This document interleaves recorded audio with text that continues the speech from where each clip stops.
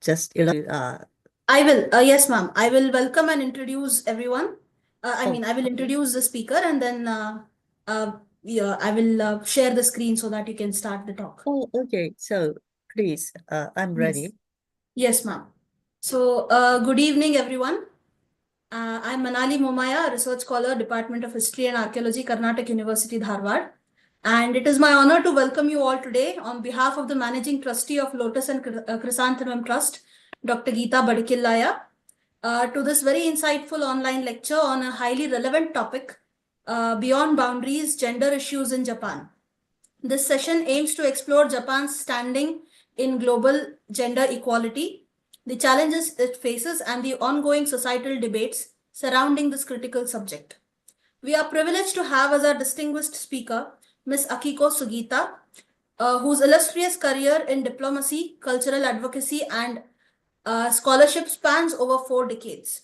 Ms. Sugita currently serves as a Secretary General of the Japan Kalkun Secretariat. Her career with the Ministry of Foreign Affairs of Japan began in 1981 and has included pivotal roles as the Consulate Generals in Chicago and San Francisco, the Permanent Mission of Japan to the United Nations in New York, and the Embassy of Japan in Singapore. She also held the excuse me. She also held the esteemed post of Consul General of Japan in Bengaluru, India, a testament to her extensive diplomatic experience and global outlook. Ms. Sugita has made significant contributions in public relations, policy planning, and protocol at Ministry of Foreign Affairs, Japan. Drawing on her vast experience, she authored the acclaimed book, A Rule Book of International Manners, in 2004, which continues to serve as a guide for navigating cross-cultural interactions. Today, Ms. Sugita will shed light on Japan's position in Gender Gap Index, ranked 118th out of 146 countries across 4 critical areas, that is economic participation, education attainment, health and survival, and political empowerment. She will also explore gender-related topics debated in Japan's recent national election and offer insights into the contentious discussion surrounding male lineage in Japan's imperial family. So this promises to be a compelling and thought-provoking session, and it will offer deep insights into the intersections of culture, policy, and gender in Japan. So please join me in extending a warm and enthusiastic welcome to Ms. Akiko Sugita. Ma'am, the floor is yours. I will share the screen whenever you direct me to. Okay, thank you very much, Manali. So it is a great pleasure to be able to join you tonight, and I will discuss the gender issue of Japan. Thank you very much for your kind introduction. So would you like to start sharing the slide? Sure, ma'am.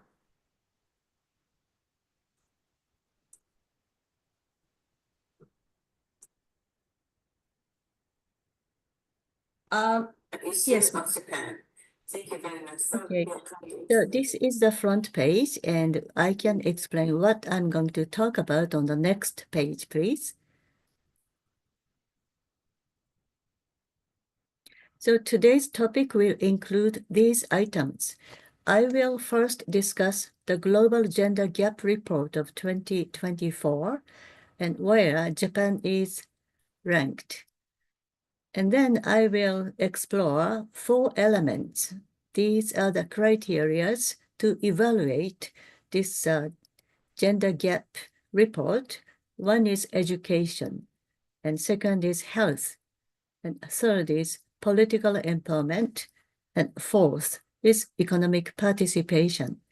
Then I would like to discuss the most current political economic issue of Japan, 1.03 million yen war. And lastly, I will touch a little bit about the imperial family because the imperial family's tradition of male succession to the throne is also some kind of gender issue. Next page, please.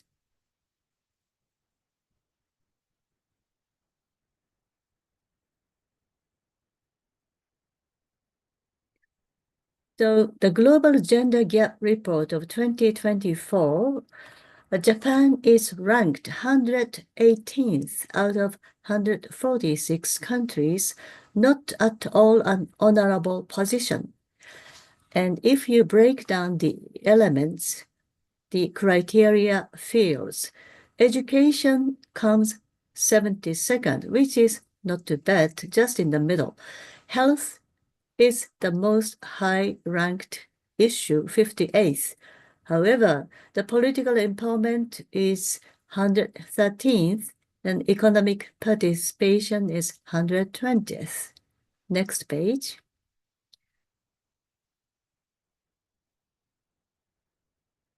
This is the portfolio of Japan in the gender gap report. So as you see on the left side, education scores pretty good, so does health. However, economy comes very poor and politics really poor. So this is how Japan looks in terms of the gender gap. Next page, please. So let me explore the field of education. Education in Japan, women's ratio in higher educational institutions comes just 50%. So it means if you go to a university or college in Japan, you see both men and women equally in terms of the number. However, women tend to earn degrees in social sciences, human sciences as well, and health and education field. And women tend to be underrepresented in STEM, meaning science, technology, engineering, and mathematics. The reason why is there's a social bias that science and engineering are men's fields. Next, please.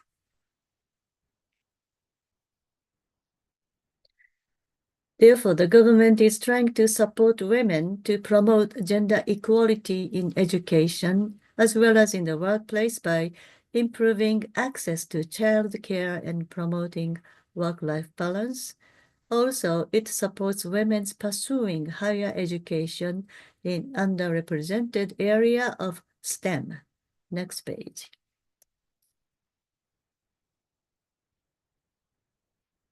So what would be the future goal?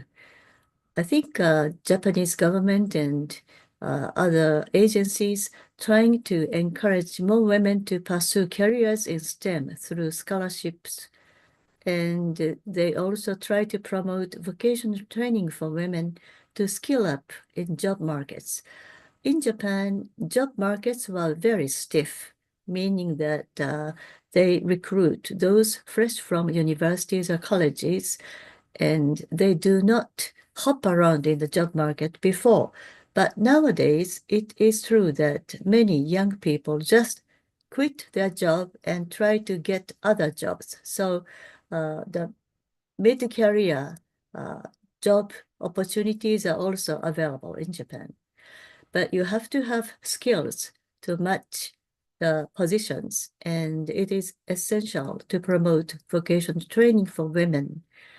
But there are challenges still very prevalent in Japan. That is the traditional value where gender roles are fixed, and unless we change it, the society itself will not change dramatically. But I will come to this point later again. Next page. So let me go to the second field of health. Japan enjoys the second highest life expectancies after Hong Kong. I thought Japan is the top, but it looks like that Hong Kong surpassed Japan only recently. So Japan's average life expectancy for women is 87 and male 81. And Hong Kong, women 88 and male 82. So there's a 1-year gap. And women also enjoy good quality healthcare, healthy diet, and preventive medical care. So this is equal for men and women. Maternal mortality rate is very low in Japan because comprehensive healthcare throughout pregnancy and childbirth is available. So one of the characteristics during the pregnancy period is that Boshitecho, or mother-child small book, is given to a pregnant woman. And in that, women are supposed to keep records of their health, such as weight increase or any kind of indicators of health. And even after the childbirth, the same book is also used to record the baby's weight increase or baby's health issue. And Boshitecho is such an important milestone in your life. So, for example, I am given my mother's Boshitecho when she is already out of the Boshitecho. When I had a son, I'm still keeping my Boshitecho, and because it has a record of all my pregnancy history and the first 1 year or 2 years child growth. Next page, please.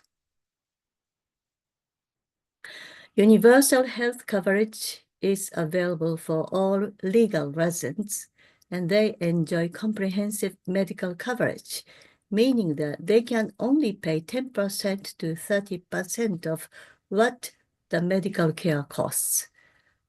So usually it ends up minimum. And regular health checkups are available in the workplaces as well as local districts with free of charge for most of the basic medical tests. And this will affect Japanese people's general awareness of importance of preventive medical care, because if you take a medical check regularly, it means that you will be aware of what kind of blood tests marks have changed from the previous tests. And you get warning from a doctor if the test result is deteriorating, and you are encouraged to come back to receive a test again immediately if you have not a good score. And sometimes it will lead you to find out a serious disease hidden inside, and you can have early detection of a serious disease this way. Next page, please. But there are health challenges in Japan. First of all, we have a rapidly aging society in Japan, and therefore aging population causes lots of issues. And many women take up roles of caregivers for elderly family members. So this also reflects the traditional value in Japanese society, that is, men work outside, but women stay home to take care of their families. Therefore, people think of women as the primary caregiver for elderly parents also. If you are married, you have to have the responsibility for caring your own parents and your in-laws also. Or if you have sisters, if your husband has sisters, you can just rely on the cooperation with other sisters.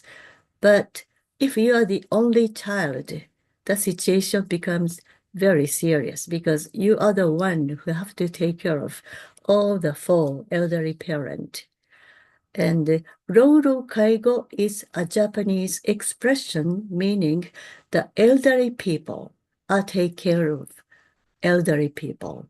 Why? Because we are getting a very aging population, and elderlies sometimes have to take care of more elderly people within the family, and this will result in serious social issues because they get overstressed and they may have mental diseases, and sometimes it will bear a very serious situation of fighting among the members of the family. It is also true that lifestyle diseases are serious issues in Japan, such as diabetes, cardiovascular diseases, and obesity is increasing both for men and women. And the top 3 causes for death in Japan are cancer, cardiovascular diseases, and brain strokes, and they are all related to lifestyle diseases. Next page, please. Let me discuss the third area of political challenges in Japan. Recently, we had LDP head election. LDP stands for Liberal Democratic Party, the ruling party of Japan. And the ruling party of Japan's head becomes the prime minister because LDP is the ruling majority party. And there were 9 candidates competed against each other when the former Prime Minister Kishida resigned and declared that he would not run for the next head election.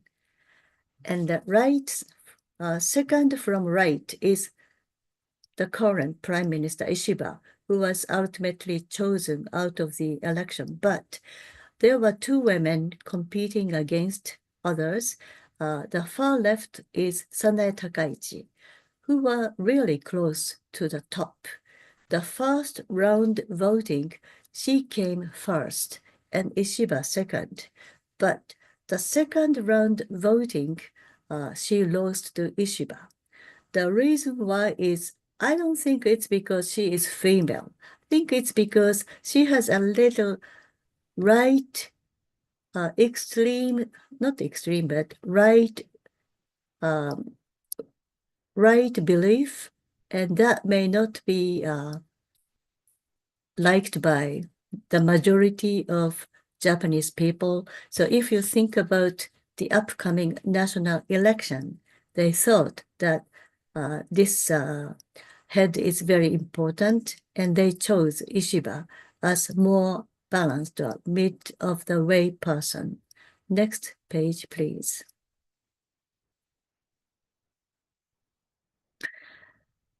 And we also had the lower house election in October. And at the end of the lower house election, this is the current ratio of men and women in both houses in Japan.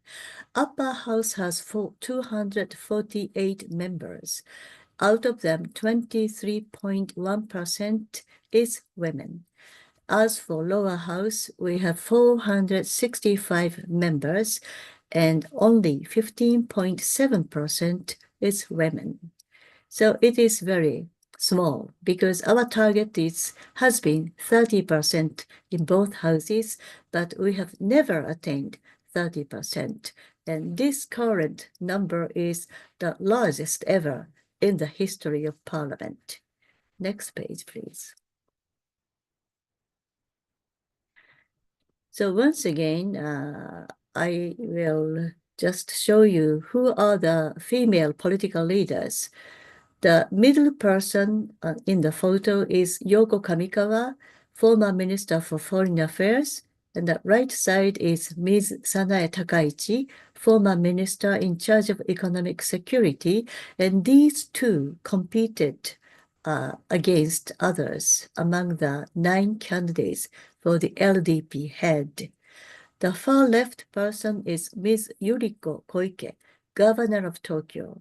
As Tokyo is the largest city and the capital of Japan, governor of Tokyo is very powerful, and she is leading this Tokyo administration.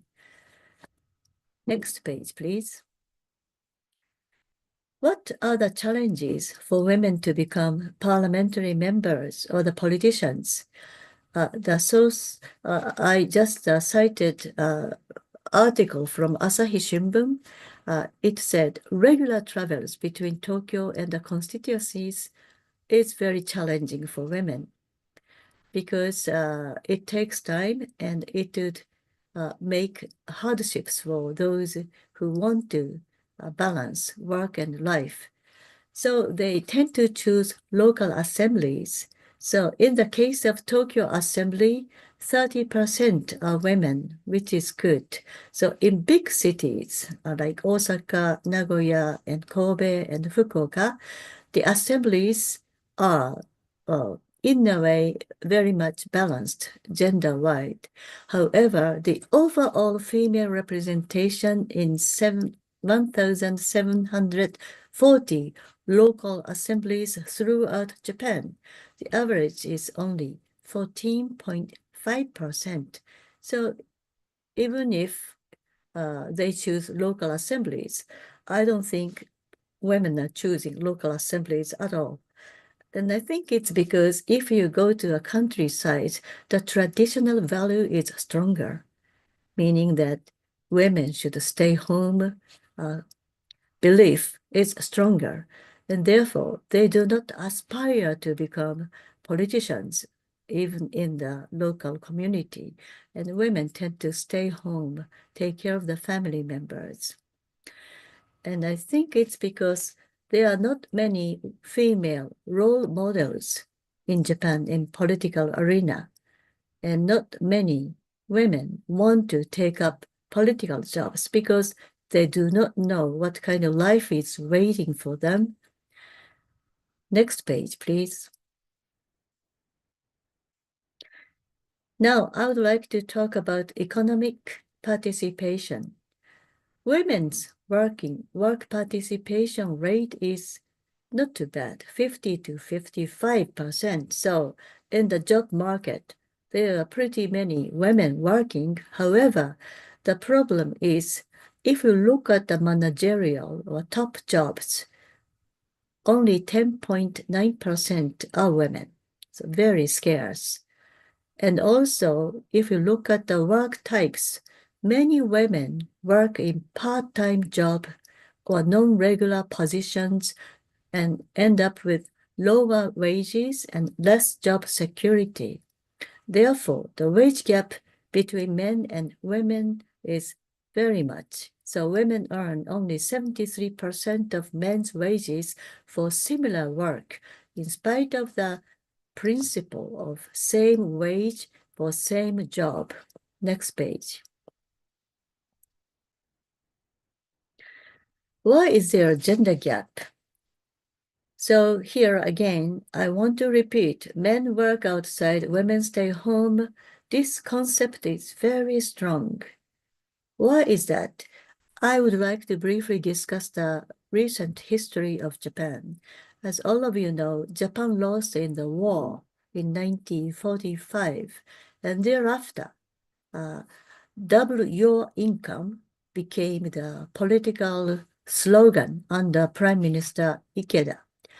Because everyone was poor. They lost all the houses, clothes, and the food was not produced enough yet. People were hungry. So that was the start from scratch after the war. So naturally, men, young men of mostly, or men, tried to work hard to earn money and become richer a little bit, even a little bit. And they also noticed that the population decrease was huge because many people were killed in the war. And to increase the population was also a big agenda. So naturally, women stayed home, gave birth to many children, like 4 or 5 average, and they kept their time focusing on rearing children, while men worked outside for long hours. So the typical family in Showa period, children never saw their fathers' faces because they were working very late hours and they never came back home before the children went to bed. So it is the typical family style. So this is the model in Showa period. All the systems, financial systems, tax systems, everything was based on this Showa model, family model. And there became a 1.03 million yen wall. What is it? This is a taxation threshold where a household's dependent or spouse get dependent or spouse deduction in income tax. The next page, I will explain a little more. How income tax works. So this is a picture of how it works. So out of your salary, no matter how much you earn, the 550,000 yen is regarded as essential expenses you need to live essentially.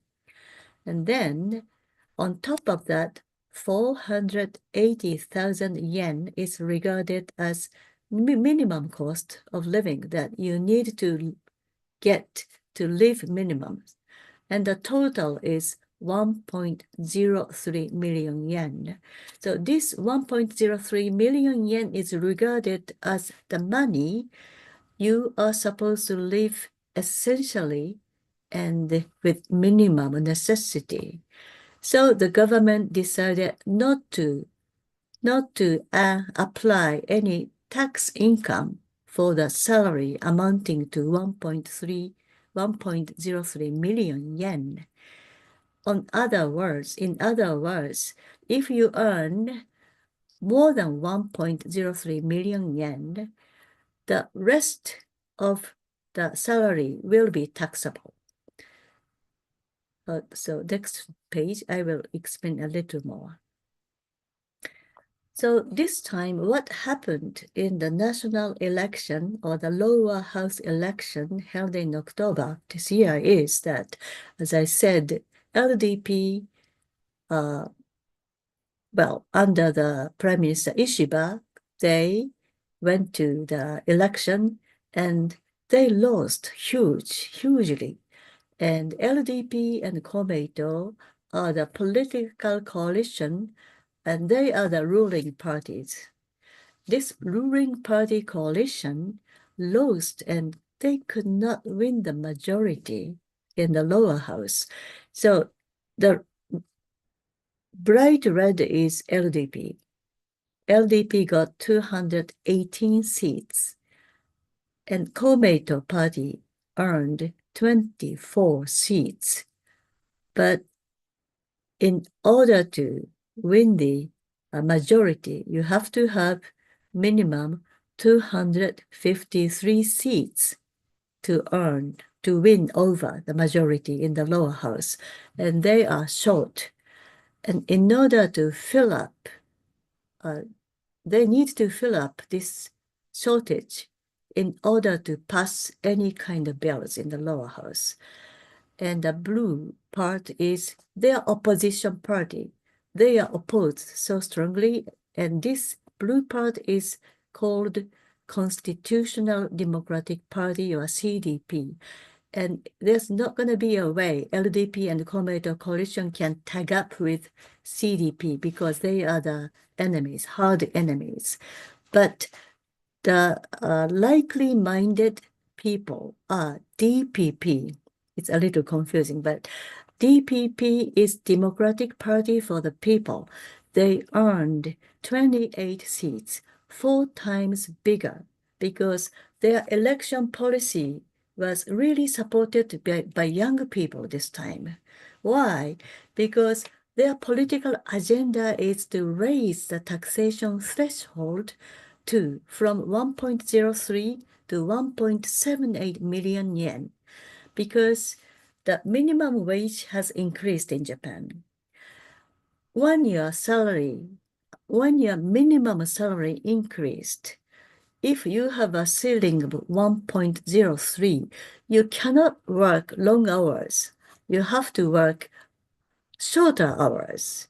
And also the commodity price hike over the years, you have to earn more money. But if you have a 1.03 million yen wall because of the disadvantage of income tax thing, it is not good. So next page, please. So what's going on around this issue is this.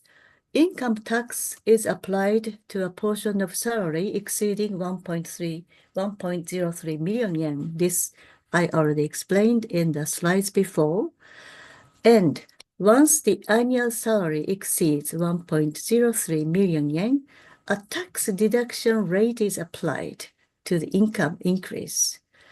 And this causes a psychological barrier for part-time workers. So they self-restrict the working hours so that their salary will not exceed 1.03 million yen. That's why it is a big issue. So part-time workers limit working hours to avoid earning more than 1.3 million yen, 1.03 million yen.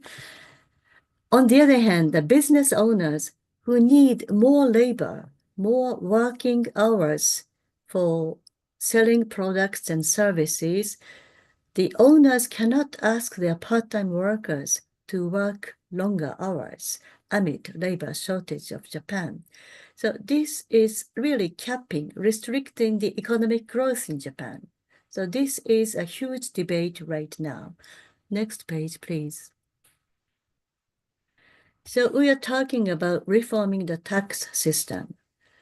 If the tax threshold is raised to 1.7 million yen, part-time and low-income workers can work longer hours and can earn more, which is good.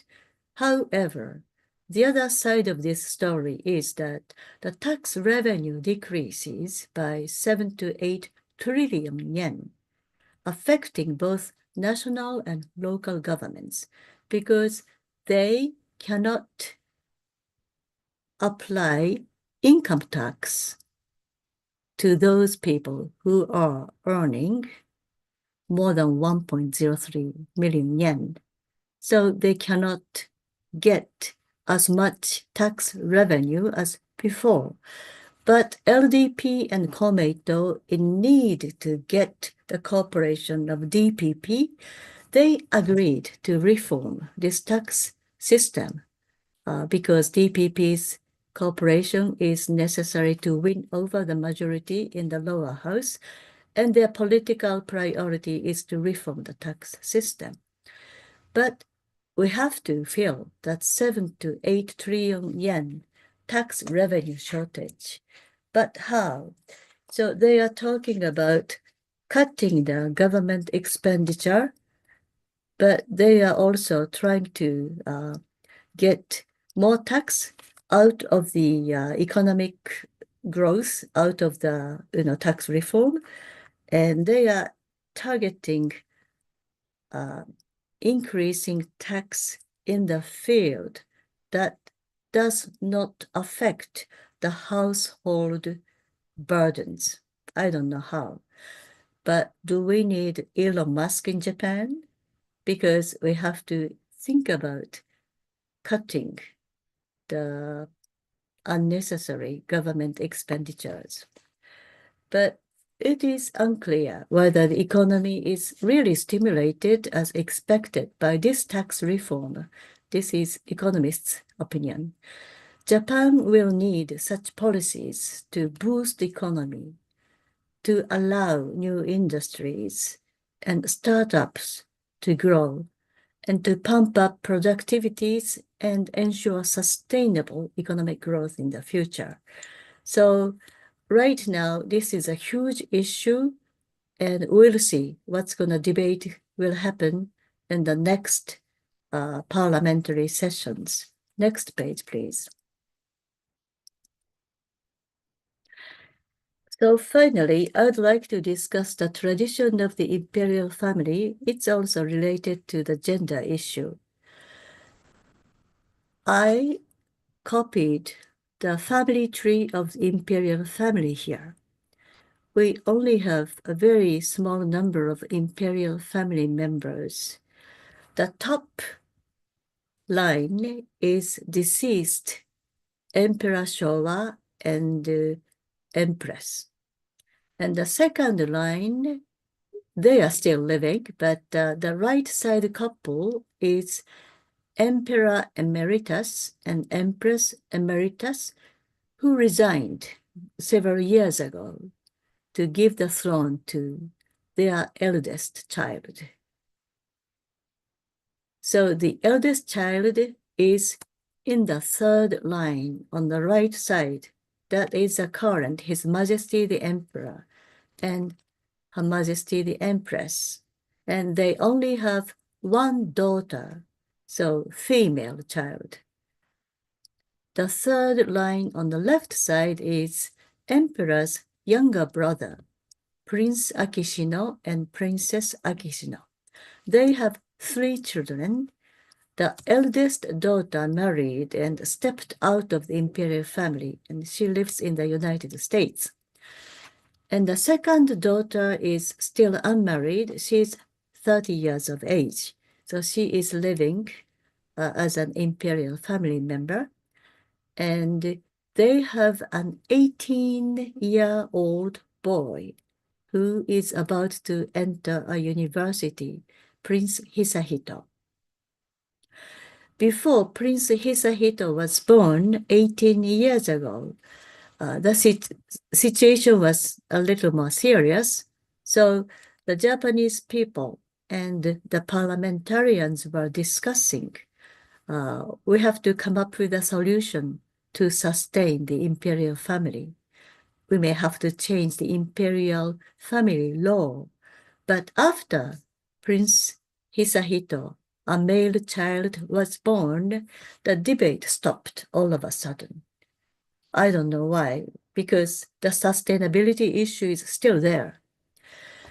And it so happened that the United Nations Committee on the Elimination of Discrimination Against Women recommended that Japan revise the imperial house law to ensure gender equality in October 2024. But the government of Japan didn't like this comment because it is stepping into the traditional issue of the imperial family, which has 126 generations history. And the gender equality or gender discrimination is not a right term to use because the government of Japan responded, it is unacceptable as it is a tradition of the imperial household. A long history is there. Next page. But Japan's constitution stipulates the position of the emperor is based on the will of the people. It means public opinion is very critical in this issue. And an opinion survey conducted in 2019 said that 74% support maternal lineage and 21% favor the status quo, meaning maintaining the male line succession.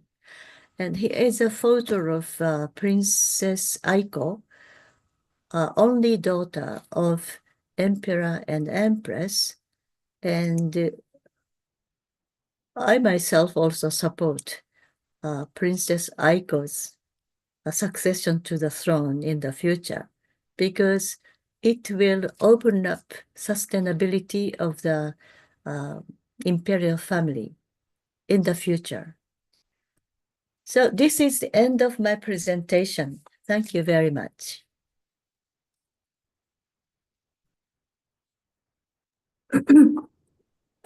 Thank you very much, ma'am. We extend our heartfelt congratulations to our resource person, Ms. Akiko Sugita, for delivering a thought-provoking and comprehensive lecture on gender issues in Japan. Ma'am has highlighted Japan's 118th rank in Global Gender Gap Report 2024 and discussed the challenges across economic participation, education, health, and political empowerment. Despite a workforce participation rate of 50 to 55%, women occupy only 10.9% of managerial positions and face a significant wage gap, earning just 73% of men's wages for similar work. Structural barriers like the 1.03 million yen taxation threshold further discourage women from pursuing full-time employment or higher earnings. In education, while women have good access to higher education, societal biases continue to limit their presence in STEM fields. Health benefits such as high life expectancy are counterbalanced by challenges like an aging population and increasing lifestyle diseases. In politics, the female representation remains low, with women holding only 15.7% of the lower house and 23.1% of the upper house seats. And significant barriers, including travel demands and societal expectations, deter many women from entering leadership roles at both national and local levels. So, Ms. Sugita has also outlined various initiatives that are aimed at addressing these issues, including government support for women in STEM through scholarships, improved childcare accessibility, and policies promoting work-life balance, and efforts to reform the taxation threshold that could encourage part-time workers to earn more without penalties. So even though there are concerns about economic impacts. And she emphasized the need to foster female role models, increase representation in local assemblies, and challenge traditional gender stereotypes. Her discussion has underscored the pressing need for systemic reforms and cultural shifts to achieve true gender equality in Japan. And this discussion has helped us to understand, to gain insight into the gender issues, not only of Japan, but if we take it to a global perspective, there are things that we have to pay attention to in order to understand gender issues. So I congratulate once again on behalf of the Lotus and Chrysanthemum Trust. Thank you so much, ma'am. And now I would like to ask the members who are present in the audience, if you have any questions. I think we can take up. If anybody wants to say something.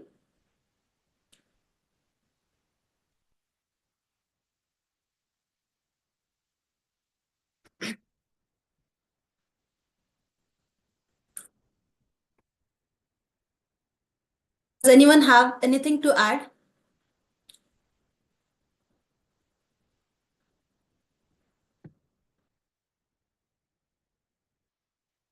Dr. Sushila B has commented, "Thank you for giving a deep insight of Japan, ma'am."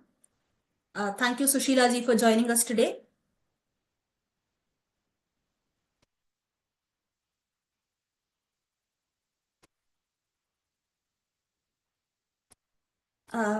I think there are no questions. The lecture itself was very, very comprehensive and insightful. So I thank you once again. I think somebody wants to say something. Yes, please. Thank you so much. Thanks for the great information. Thank you, ma'am. Thank you, ma'am. Thank you, Dr. Ratna. May I take this opportunity to introduce a friend of mine and who will be the next speaker for the LCT program, because Please, he's joining us from Singapore. Would you like to say hello, Shuin? Yeah, sure. Hi, everyone. Thank you for introducing me, Akiko.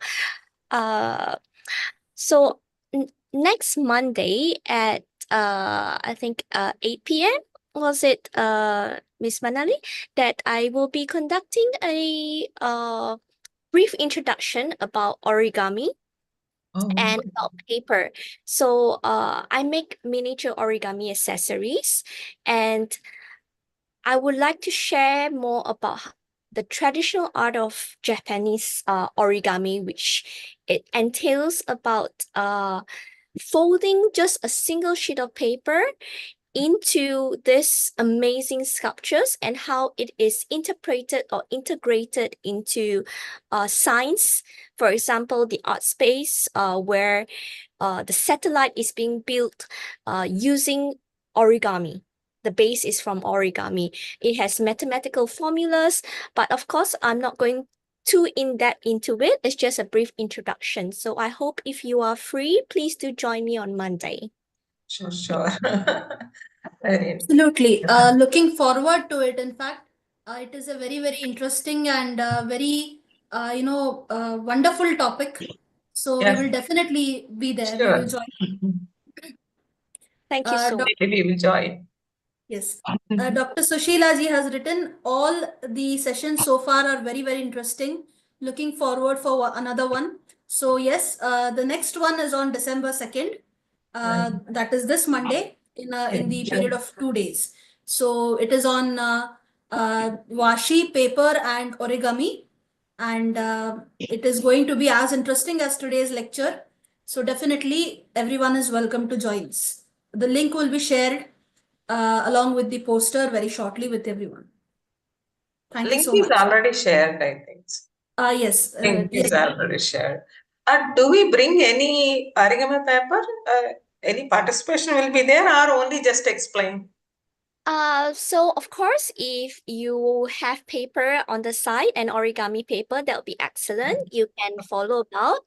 I will give a short demonstration on probably a crane, which is something simple. Unless we have more time, then I'll delve into others. But it's more about basically just introducing, excuse me, sorry, what origami is all about and how we could transform this art into a modern something that you get interest into it and also put it into our daily lives. So I've previously worked with Miss Akiko Sugita when she was in Singapore. With the Embassy of Japan, and I was very fortunate enough to have an exhibition with one of the paper doll artists to introduce on Yuzen washi as well as origami. So that's how we got to know about a couple of years back. So thank you for the recommendation. Oh, thank you very much, Shuin, for joining the Great. meeting. I'm very excited also, so I will see you Monday evening as an audience. Thank you, ma'am. Thank you. Thank you for introducing her. Yes, that was wonderful. So once again, on behalf of the Lotus and Chrysanthemum Trust, I thank our today's resource person, Ms. Akiko Sugita, for this very, very insightful and informative lecture and for giving us an insight into the societal structure of Japan and the gender issues and how they can be overcome. And I also thank Ms. Shu Ying, who has joined us from Singapore. Thank you for joining us today. I Most welcome. thank all the other members who have joined us today and looking forward to the same participation in the upcoming lecture on 2nd of December. On behalf of Dr. Geeta Badikillaya, I'm thanking you all once again. So see you all soon. Thank you. See Thank you. Namaskara. Namaskar. Namaste. Namaste. Namaskara. Good evening. Thank you. Good evening. So signing off here. Thank you. Thank you. You say sayonara. Sayonara. Sayonara. Sayonara. Sayonara.